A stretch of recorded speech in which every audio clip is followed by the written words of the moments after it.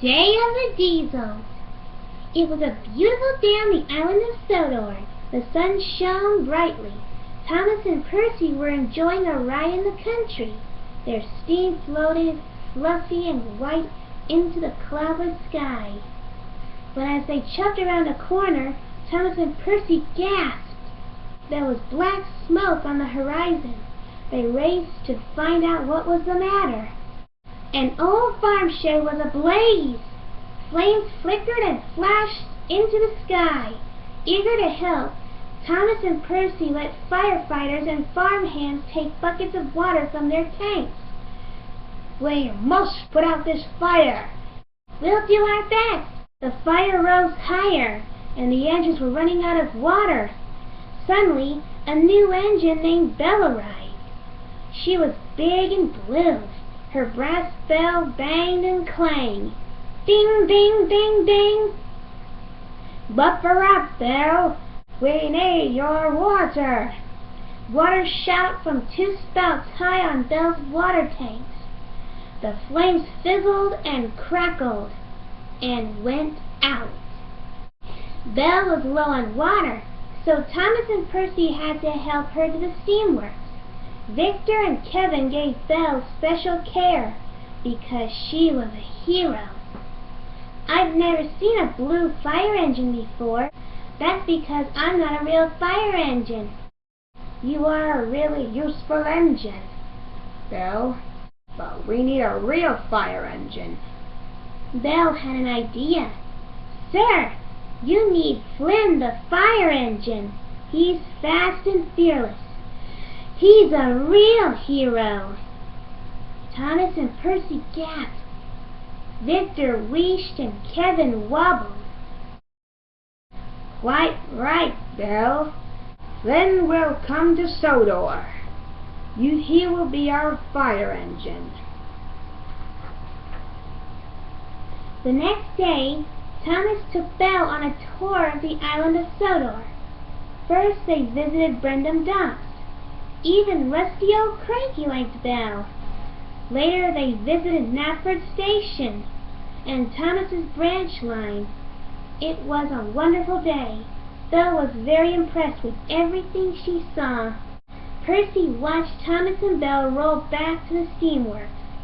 He wondered why they hadn't invited him to join them on the tour. Suddenly, Diesel slid up next to him. "Thomas is very busy with that new blue engine." Percy's firebox fizzled. "I guess he is." Belle rolled up and introduced herself to Diesel. "Do the Diesels have a place as grand as the steamworks?"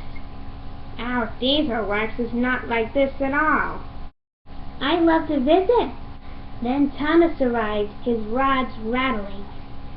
"Steamies don't go to the diesel works. It's dark and dirty, and diesels can be devious." Diesel snorted goodbye and slipped away. The next morning, Sir Topham Hatt gave Percy a special job. "Flynn the fire engine will arrive soon, Percy. This is his hose. Please deliver it safely to the Sodor Search and Rescue Center." Percy puffed away proudly. At the edge of the docks, Diesel oiled up next to him. "I told my friend Diesel 10 about you, Percy. He'd like you to visit the steamworks. You'd be his special guest." "Are you sure, Diesel?" Diesel smiled. "I'm very sure, Percy."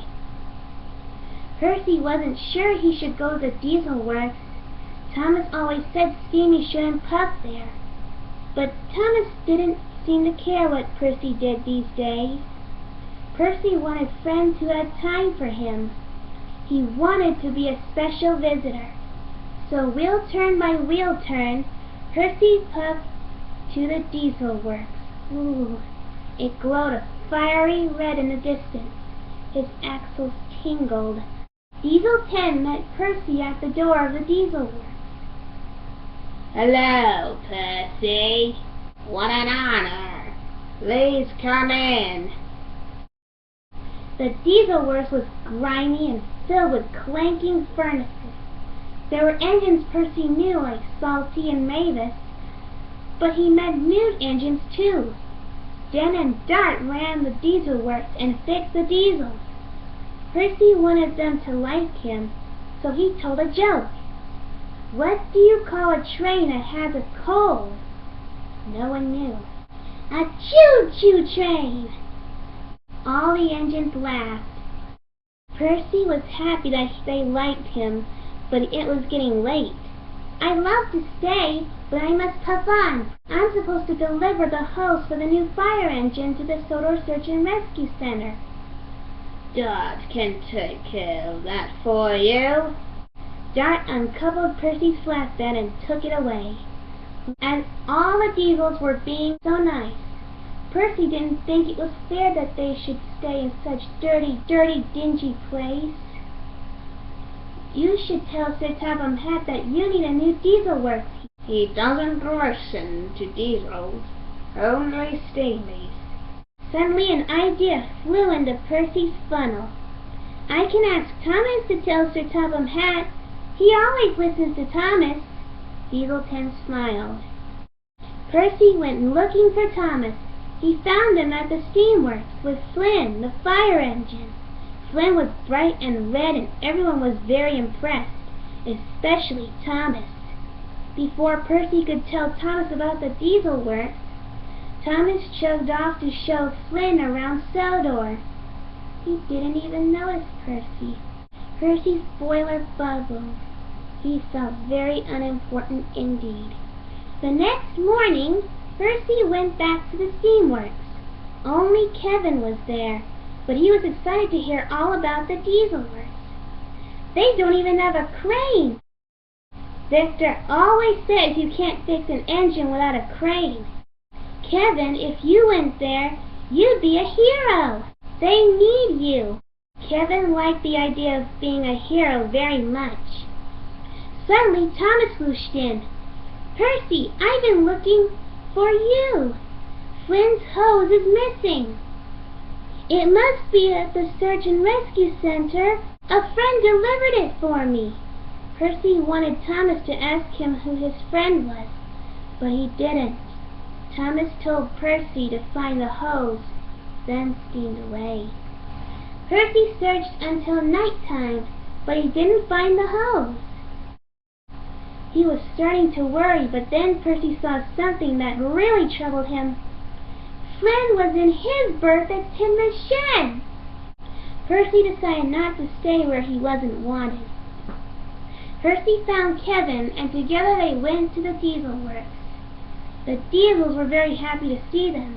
Percy and Kevin stayed at the diesel works all night, something no steamy had ever done before.